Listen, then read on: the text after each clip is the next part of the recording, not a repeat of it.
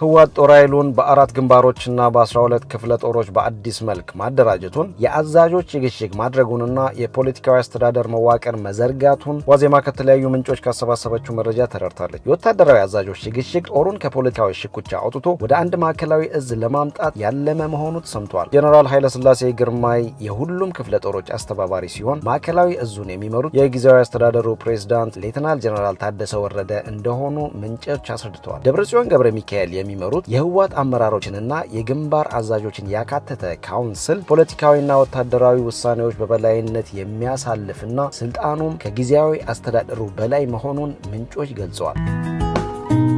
በኦሮሚያ ክልል ምዕራብ ሸዋ ዞን ሜታ ሮቢ ወረዳ የሲንቄ ባንክ ቅርንጫፍ ዋና ስራ አስኪያጅ አዱኛ ወዮ ታጣቂዎች በፈጸሙት ጥቃት ህይወታቸው ማለፉን የወረዳው አስተዳደር አሰራጨው መረጃ አስታወቀ። ሆኖም የወረዳ አስተዳደር ስለ ባንኩ ስራ አስኪያጅ አሟሟት ዝርዝር መረጃ አልሰጠም። የሲንቄ ባንክ የዳይሬክተሮች ቦርድ የስራ አስኪያጁን ሞት በይፋዊ ማህበራዊ ትስስር ገጹ አረጋግጧል።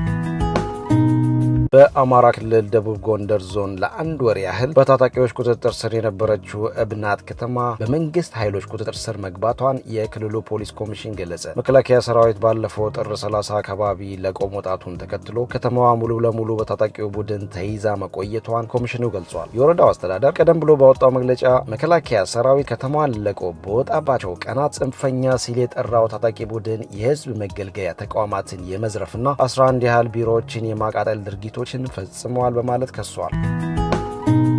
በተለያዩ የሀገሪቱ ክፍሎች አንዳንድ ተሽከርካሪዎች ከህጋዊ የነዳጅ ማደያዎች ወረፋ ሳይጠብቁ ነዳጅ ለመቅዳት እስከ 5,000 ብር ጉቦ እየከፈሉ መሆኑን ዋዜማ ከተለያዩ ምንጮች ካሰባሰበቻቸው መረጃዎች ተረድታለች። በኦሮሚያ ክልል ሸገር ከተማ፣ በመና አቢቹ፣ ኡሪና ገላን ክፍለ ከተሞች እንዲሁም በአማራ ክልል በባህር ዳር፣ ጎንደርና ደብረ ብርሃን ከተሞች በአብዛኛው ነዳጅ ያለ ወረፋ ለማግኘት ጉቦ የሚከፍሉት የከባድ ጭነት አሽከርካሪዎች መሆናቸው ተነግሯል። የጉቦ ከፋዮቹ ከባድ ተሽከርካሪዎች የነዳጅ መያዣ ታንከሮች ከ300 እስከ 350 ሊትር ነዳጅ የሚይዝ መሆኑን ምንጮች ገልጸዋል። መንግስት በቅርቡ 2 የነዳጅ መቅጃ ታንከሮች ያላቸው ከባድ ተሽከርካሪዎች በአንዱ ታንከር ብቻ ነዳጅ እንዲቀዱ የሚያስገድድ መመሪያ ማውጣቱ የሚታወስ ሲሆን ሆኖም አንዳንድ ተሽከርካሪዎች ጉቦ እየከፈሉ በሁለቱም ታንከሮች ነዳጅ እንደሚቀዱ ተዘግቧል።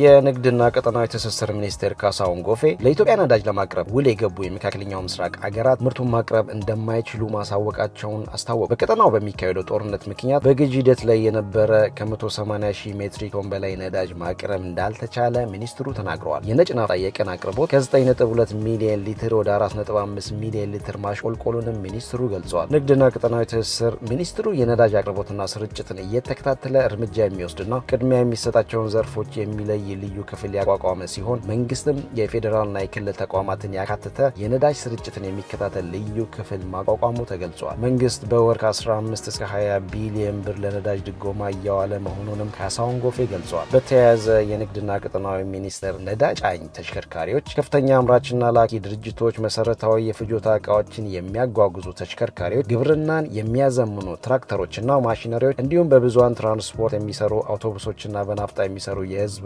ማጓጓዣ ነዳጅ በቅድሚያ እንዲያገኙ ውሳኔ አሳልፈዋል። የመካከለኛው ምስራቅ ጦርነት ባስከተለው የነዳጅ ገበያ መናጋት ሳቢያ ከጦርነቱ በፊት $80 የነበረው የአንድ በርሜል ነጭ ናፍጣ በአሁኑ ወቅት ወደ $230 እንዲሁም የአንድ በርሜል ቤንዚን ዋጋ ከ70 ወደ $150 ማሻቀቡን ሚኒስትሩ ገልጿል። ሚኒስትሩ ነዳጅን በከፍተኛ ቁጠባ መጠቀም፣ የአጭር ርቀት ጉዞዎችን በእግር የመጓዝ ባህልን ማዳበርና አላስፈላጊ የጉዞ እቅዶችን መሰረዝ እንደሚያስፈልግም አሳስቧል። የተባበሩት አረብ ኤምሬትስ የሆርሙዝ ወሽመጥን ለመክፈት በአሜሪካ የሚመራውን ዘመቻ ለመቀላቀል እየተዘጋጀች ነው። የተባበሩት አረብ ኤምሬትስ በመካከለኛው ምስራቅ እየጨመረ የመጣውን ውጥረትና በዓለም አቀፍ የኢነርጂ አቅርቦት ላይ የተጋረጠውን መስተጓጎል ተከትሎ የሆርሙዝ ወሽመጥን በኃይል ለመክፈት አሜሪካ የምታካሄደውን ወታደራዊ ዘመቻ ለመቀላቀል ዝግጅት እያደረገች መሆኑ ተሰማ። በአቡዳቢ የሚገኘው የዲፕሎማቲክ ምንጮች ለዎል ስትሪት ጆርናል እንደገለጹት የኤምሬትስ ባለስልጣናት መደበኛውን የዓለም ነዳጅ ንግድ 1/5 ድርሻ የሚያስተናግደውና እጅግ ወሳኝ የኢነርጂ መተላለፊያ ተደርጎ የሚቆጠረውን የውሃ መስመር ደህንነት ለማስጠበቅ በሚደረገው ዘመቻ ላይ ጦራቸውን ለማሰማራት አማራጮችን እያጤኑ ነው ተባለ። ጋዜጣው የሀገሪቱን ባለስልጣናት ዋቢ አድርጎ እንደዘገበው ኤሚሬትስ በግጭቱ ውስጥ ለምታደርገው ወታደራዊ ተሳትፎ ዓለም አቀፍ ሕጋዊ እውቅና ለማግኘት ከተባበሩት መንግስታት ድርጅት የጸጥታው ምክር ቤት ውሳኔ እንዲያልፍ ግፊት እያደረገች ትገኛለች። ይህም እርምጃ ከተረጋገጠ በኢራን ይፈጽማሉ የተባሉ የሚሳኤልና የድሮን ጥቃቶች በባህረ ሰላጤው ላይ የደህንነት ስጋት በፈጠሩበት በዚህ ወቅት የተባበሩት አረብ ኤሚሬትስ በኦፕሬሽን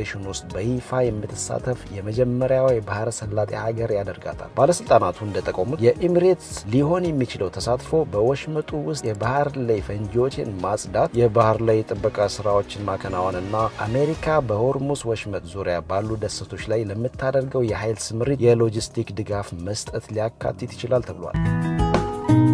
ፕሬዚዳንት ዶናልድ ትራምፕ በኢራን ላይ የከፋ ጥቃት እንደሚሰነዝሩ አስጠነቀቁ። የሆርሙዝ ወሽመጥም በተፈጥሯዊ ሁኔታ ይከፈታል አሉ። የአሜሪካው ፕሬዚዳንት ዶናልድ ትራምፕ መጋቢት 23 2018 በሰጡት መግለጫ እየተባባሰ በመጣው ጦርነት ዙሪያ ጠንካራ ማስጠንቀቂያዎችን ያስተላለፉ ሲሆን በሆርሙዝ ወሽመጥ መዘጋት ምክንያት በዓለም አቀፍ የነዳጅ አቅርቦት ላይ የተጋረጠውን ስጋት ግን አሳንሰውታል። ፕሬዚዳንቱ ስለ ስትራቴጂካዊው የሆርሙዝ ወሽመጥ በሰጡት አስተያየት አሜሪካ ከማንኛውም መስተጓጎል ነፃ መሆኗን ገልጸዋል። ዩናይትድ ስቴትስ በሆርሙዝ ወሽመጥ በኩል የምታስገባው የነዳጅ ምርት የለም ማለት ይቻላል፣ ወደፊትም አታስገባም፣ አያስፈልገንም ያሉ ትራምፕ በመንገዱ ላይ ጥገኛ የሆኑ ሀገራት ግን ለመተላለፊያው ጥንቃቄ ሊያደርጉና ሊንከባከቡት ይገባል ብለዋል። በዓለም አቀፍ የኢነርጂ ገበያ ላይ ስጋቶች ቢኖሩም ትራምፕ ግጭቱ ሲያበቃ ሁኔታዎች በራሱ እንደሚፈታ እምነታቸውን ገልጸዋል። ይህ ግጭት ሲያበቃ ወሽመጡ በተፈጥሯዊ ሁኔታ ይከፈታል፣ ምክንያቱም ኢራን ሀገሪቱን መልሶ ለመገንባት ነዳጅ ከመሸጥ ውጭ ሌላ አማራጭ የላትም ያሉት ሲሆን የነዳጅ ዋጋ በፍጥነት እንደሚቀንስና የአክሲዮን ገበያም እንደሚያገግም ተንብየዋል። የአሜሪካው ፕሬዝዳንት ወታደራዊ ዘመቻው በቅርቡ እንደሚጠናከርም ሲጠቁሙ የአሜሪካን ወታደራዊ ግቦች በአጭር ጊዜ ውስጥ ለማጠናቀቅ መንገድ ላይ ነን፣ በሚቀጥሉት 2 እና 3 ሳምንታት ውስጥ እጅግ በጣም ከባድ ጥቃት እንሰነዝራለን፣ በጣም በአጭር ጊዜ ውስጥ ወደሚገባቸው የድንጋይ ዘመን እንመልሳቸዋለን ሲሉ አስጠንቅቀዋል።